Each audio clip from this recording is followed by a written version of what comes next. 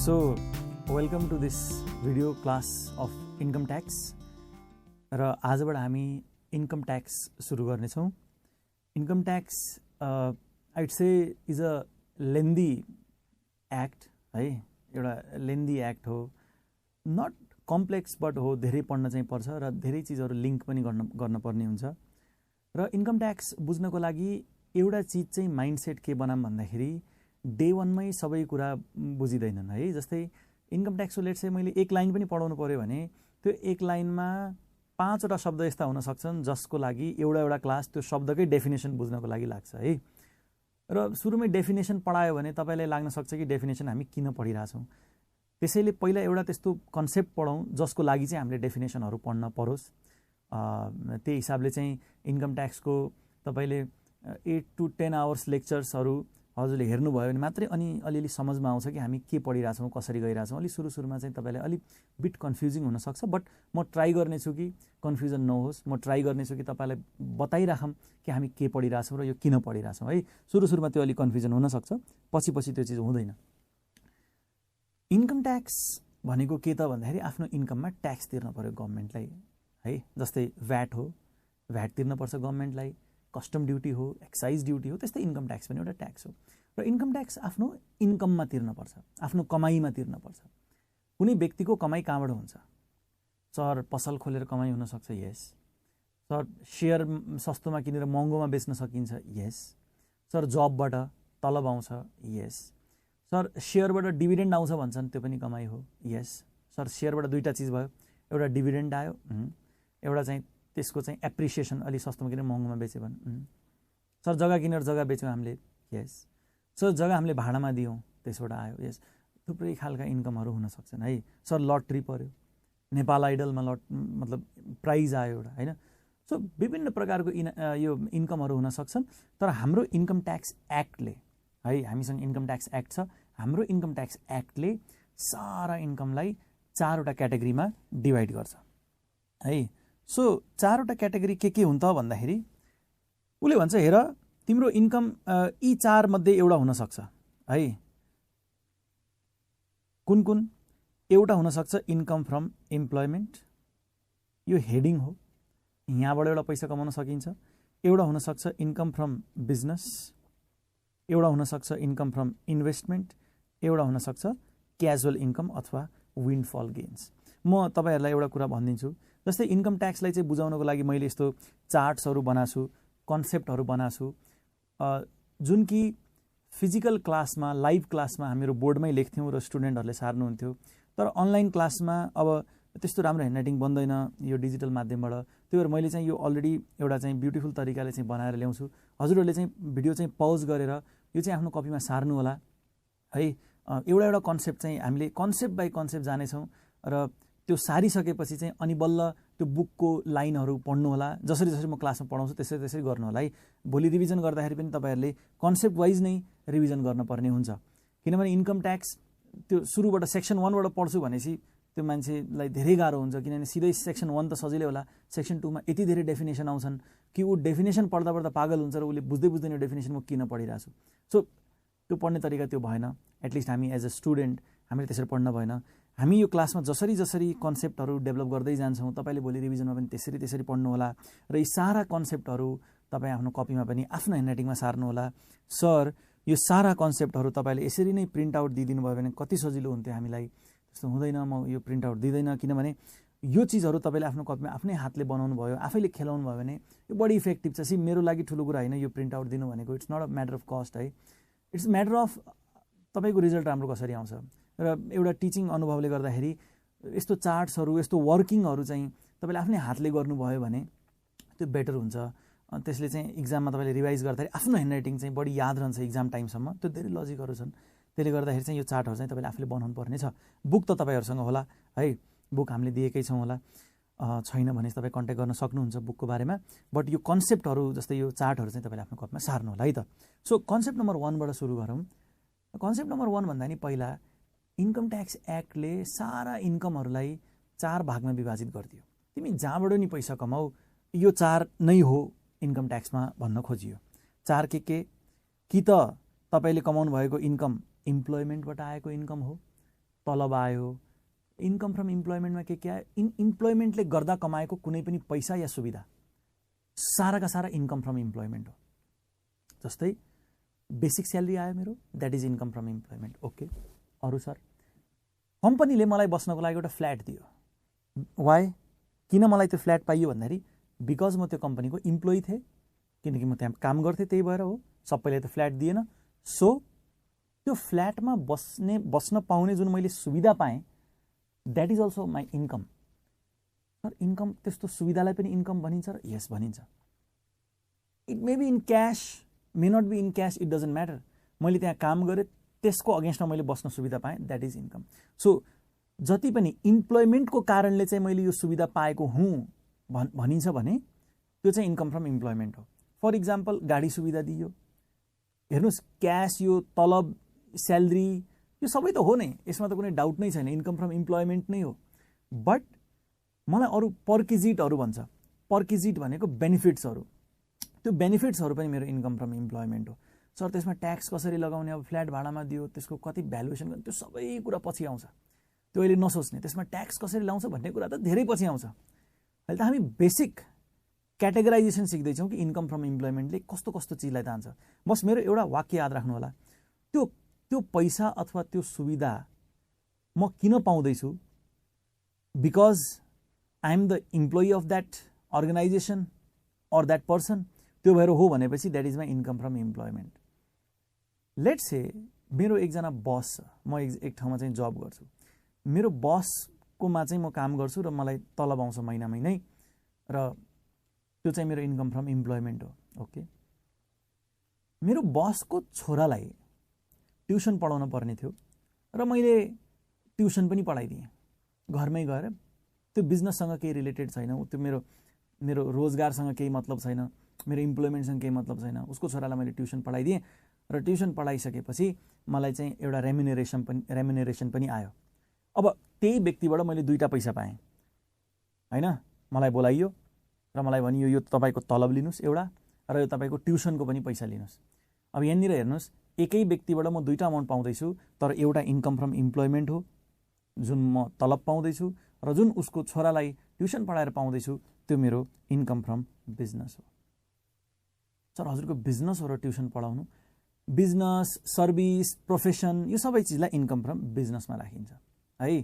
So मैले त्यो छुट्याउनु पर्यो। जस्तै मेरो तलब थियो, लेट्स से 50,000 चाहिँ मेरो तलब थियो भनेपछि इन्कम फ्रम इम्प्लोइमेन्टमा 50,000 गयो है, र ट्युसन पढाएर मेरो लेट्स से 5,000 10,000 जति आयो, त्यो चाहिँ मैले इन्कम फ्रम बिजनेसमा हालेँ।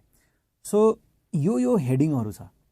अब सर इन्कम फ्रम इम्प्लोइमेन्ट त बुझियो लगभग, त्यही व्यक्तिबाट पाएको भए पनि उनको छोरालाई पढाएर पाएको tuition fees, not because I was the employee of the company but because I was providing certain services to a customer, that's why that is to be categorised as income from business है। Income from investment भनेको लगानीबाट आएको पैसा।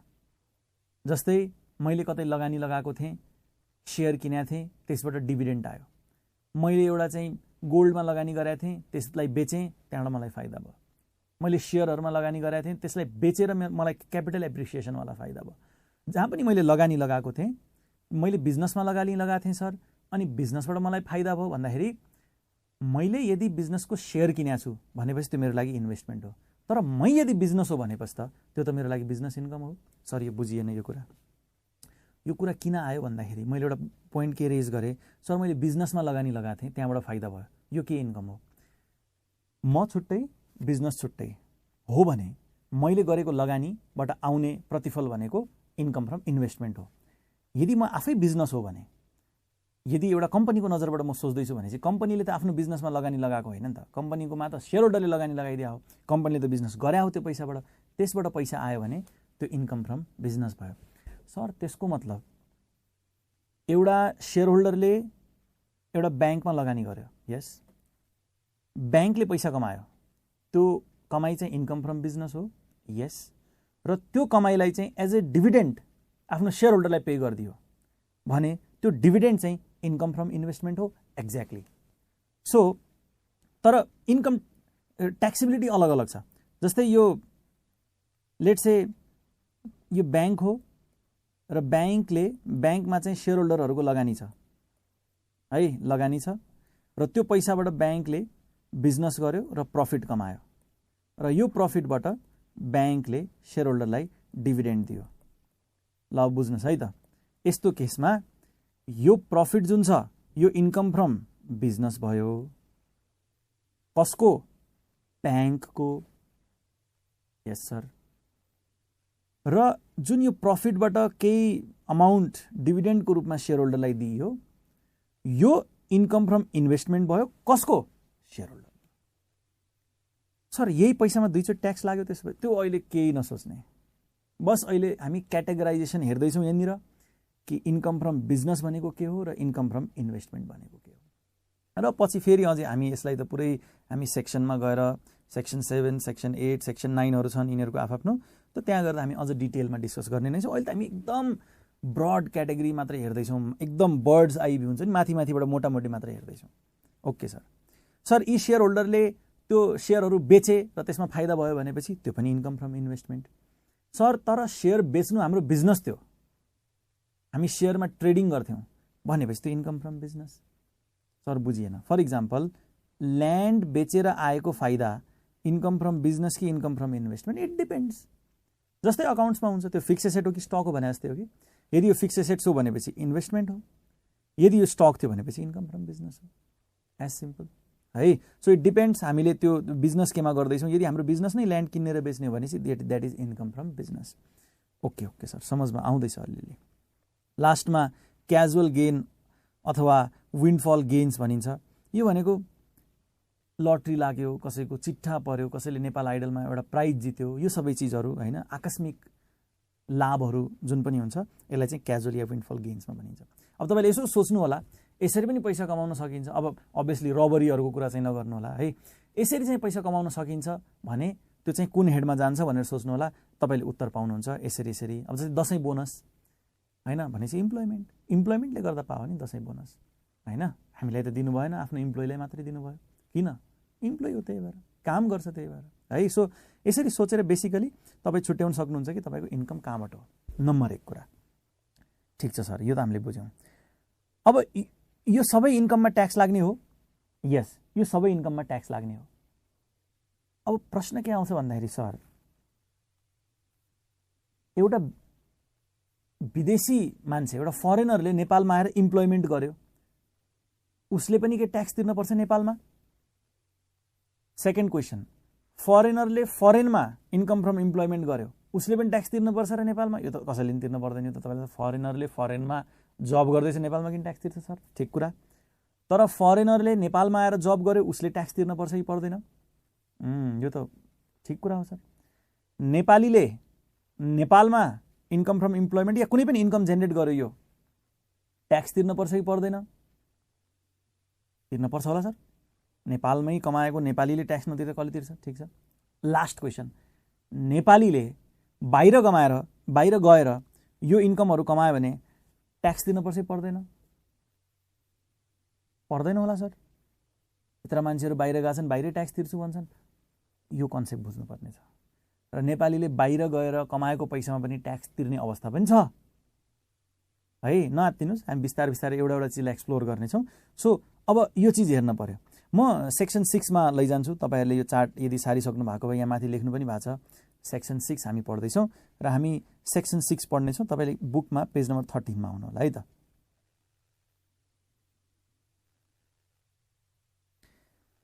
Section 6 accessible income. Accessible income भनेको जुन इन्कममा चाहिँ tax लाग्छ, निर्धारण जुनमा कर निर्धारण भइन्छ है। Subject to anything contained in this act. यो एक्टमा अरू ठाउँमा चाहिँ नट एसेसेबल भन्दैछ, not assessable. Following incomes earned by person through any business, employment, investment और casual gain in an income year shall be regarded as assessable income। निम्नलिखित इन्कमहरू कुनै पनि व्यक्तिले कमाउँछ यो सोर्सबाट भने चाहिँ त्यो इन्कम इयरमा चाहिँ त्यसलाई एसेसेबल इन्कम भनिन्छ। सर बाफ रे बाफ, व्यक्ति भनेको के हो? यसमा हामीलाई लगभग 1.5 घण्टाको क्लास चाहिन्छ होला या 1 घण्टाको। बिजनेस भनेको के हो? धेरै टाइम लाग्छ, इम्प्लोइमेन्टबाट कसरी निकाल्ने सबैलाई टाइम लाग्छ, इन्कम इयर भनेको के हो थाहा छैन, एसेसेबल इन्कम भनेको के हो त्यो चाहिँ हामी पढिरहेछौँ, त्यो त कसरी बुझ्ने जब माथिकै कुरा बुझाएको छैनौँ त। त्यही भएर इन्कम ट्याक्समा अलि चाहिँ केही टाइम चाहिँ नबुझे पनि बुझ्या जस्तो चाहिँ गर्नुपर्छ तपाईँहरूले है। अनि 8-10 घन्टा क्लास लिइसके चाहिँ तपाईँलाई यसको अलि समझमा आउँछ है, त्यो चिज चाहिँ ग्यारेन्टी छ, तपाईँलाई नबुझ्ने केही पनि हुँदैन। सो निम्नलिखित इन्कमहरू चाहिँ एसेसेबल इन्कम हुन् र यहाँ एसेसेबल इन्कममा अझ तपाईँले के हेर्न बाँकी छ यहाँ, income earned by a resident person in that year through business, employment, investment or casual gain irrespective of where its source is located. र income earned by non-resident person in that year through business, employment, investment or casual gain having its source in Nepal, provided that income which is not taxed under section 11 or section 64 shall not be included as assessable income. यो के आयो sir, एउटै सेक्सनले हालत खराब गरिदियो sir. बिस्तारै बिस्तारै यसलाई चाहिँ ब्रेक गरौँ। कुनै एउटा अब सर रेसिडेन्ट पर्सन भने के हो यो सबै कुरा अहिले नसोध्नुहोस् है, म यो चार्टबाटै बुझाउँछु। रेसिडेन्ट व्यक्ति भनेको तपाईँले अहिलेलाई चाहिँ यसको नेपालीमा चाहिँ यसलाई बासिन्दा भन्छन्। यति बुझ्नुहोस् कि एउटा बासिन्दा व्यक्ति हो, तपाईँ हामी नेपालमा बसिरहेछौँ जो हामी बासिन्दा व्यक्ति हौँ, र नन रेसिडेन्ट भनेको गैर बासिन्दा।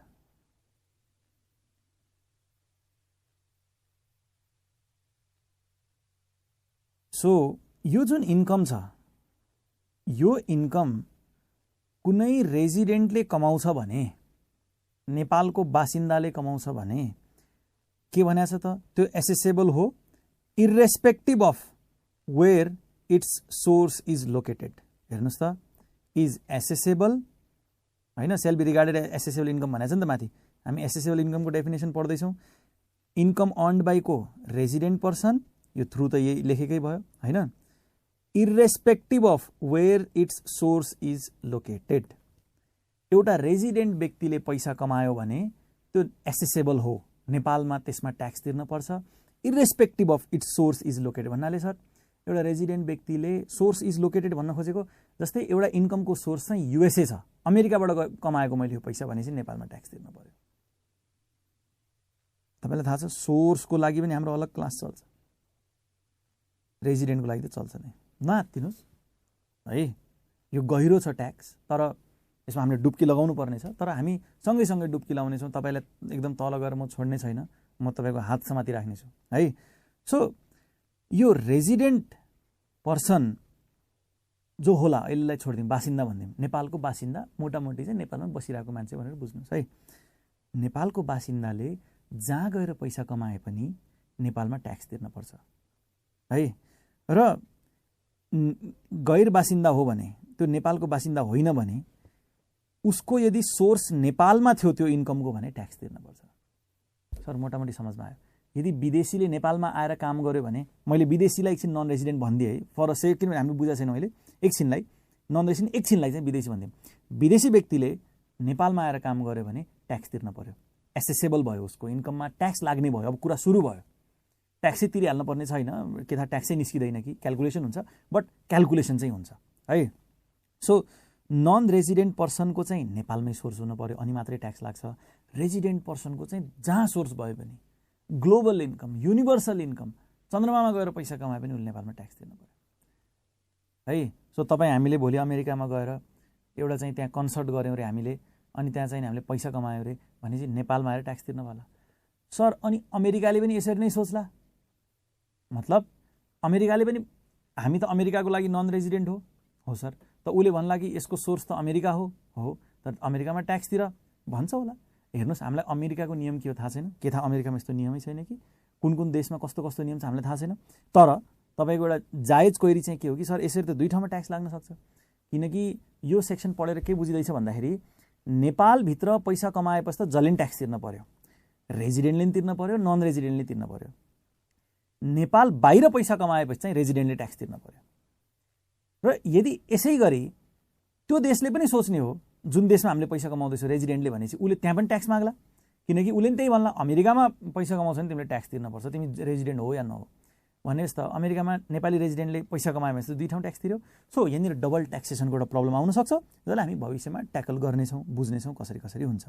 सो अब यो चार्ट हेर्नुहोस्, रेजिडेन्ट व्यक्तिले जुन पैसा कमाउँदैछ त्यसको सोर्स नेपाल भए पनि, त्यसको सोर्स नट इन नेपाल भए पनि त्यसमा ट्याक्स लाग्छ।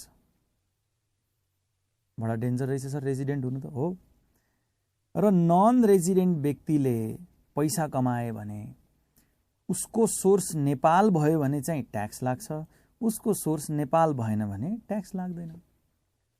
एकजना विदेशीले विदेशमा पैसा कमाइरहेछ, अहिले नै कमाइरहेछन्, हरेक क्षण कमाइरहेछन्, उनीहरूले नेपालमा किन ट्याक्स तिर्न पर्यो र? तर विदेशी नेपाल आयो ट्याक्स तिर्न पर्यो, नेपालीले नेपालमा कमायो ट्याक्स तिर्न पर्यो, नेपाली विदेश गयो ट्याक्स तिर्न पर्यो। सर यो नेपालीले विदेश गएपछि नेपालमै ट्याक्स तिरिरहन्छ र? होइन होइन होइन, तिर्दैन नि त। त्यही भएर त नेपाली विदेशी भन्ने कुरा होइन नि त, रेजिडेन्ट र नन रेजिडेन्ट हो। सर के नेपाली नन रेजिडेन्ट हुनसक्छ? इजिली हुनसक्छ। के विदेशी व्यक्ति रेजिडेन्ट हुनसक्छ? इजिली हुनसक्छ। ट्याक्समा हामी नेपाली विदेशी भनेर हेर्दैनौँ, ट्याक्सेसन पर्सपेक्टिभबाट चाहिँ रेजिडेन्ट र नन रेजिडेन्ट भनेर हेर्छौँ। सो अब प्रश्न के उठ्छ भन्दाखेरि सर त्यसो भए रेजिडेन्ट कसलाई भनिन्छ होइन? त्यो एउटा चाहिँ सर एनआरएन भन्छन्, नन रेजिडेन्सियल नेपाली, त्यही हो र नन रेजिडेन्ट भनेको होइन। होइन, त्यससँग कन्फ्युज नहुनु होला, त्यो अलग कन्सेप्ट हो, त्यो चिज यहाँ लागू हुँदैन। हामीले एकदम ट्याक्समा फर्मुलाहरू छन्, त्यसबाट हामीले थाहा पाउनु छ कुन व्यक्ति चाहिँ रेजिडेन्ट हो, कुन व्यक्ति चाहिँ नन रेजिडेन्ट हो, अनि त्यसपछि उसको कुन इन्कममा चाहिँ ट्याक्स लाग्छ, कुन इन्कममा चाहिँ ट्याक्स लाग्दैन, त्यो हामी त्यसपछि पत्ता लगाउनेछौँ। सो अनि अर्को चाहिँ सर यहाँ सेक्सन 11 र सेक्सन 64 मा भएको इन्कममा ट्याक्स लाग्दैन भनिएको थियो, त्यो हामी पछि अगाडि कुरा गर्छौँ। सेक्सन 11 र सेक्सन 64 अहिले हामीले जानिराख्नु पर्दैन, बट तपाईँले लेखिराख्नु होला। आई होप तपाईँलाई कन्सेप्ट नम्बर 1 समझमा आयो। म एकचोटि रिभाइज गराइदिन्छु, ठुलो कुरा होइन। यसलाई जसरी भने नि भयो, रेजिडेन्टको नजरबाट भन्नुहुन्छ भनेपछि रेजिडेन्टले नेपालमा कमाइन ट्याक्स तिर्न पर्यो, विदेशमा कमाइन ट्याक्स तिर्न पर्यो। नन रेजिडेन्टले नेपालमा कमाइन ट्याक्स तिर्न पर्यो, विदेशमा ट्याक्स तिर्न परेन। उल्टा सोच्ने हो भने यदि नेपालमा सोर्स छ भनेपछि सबैले ट्याक्स तिर्न पर्यो, रेजिडेन्ट नन रेजिडेन्ट। यदि not in Nepal, source is not in Nepal हो भने केवल रेजिडेन्टले ट्याक्स तिर्न पर्यो। यति बुझ्नुहोस् कन्सेप्ट नम्बर 1 मा। कन्सेप्ट नम्बर 2 मा फेरि हामी अब यो रेजिडेन्ट भने कसरी निकाल्ने, कसरी यसको कुरा गर्ने हामी त्यो डिस्कस गर्छौँ। Thank you.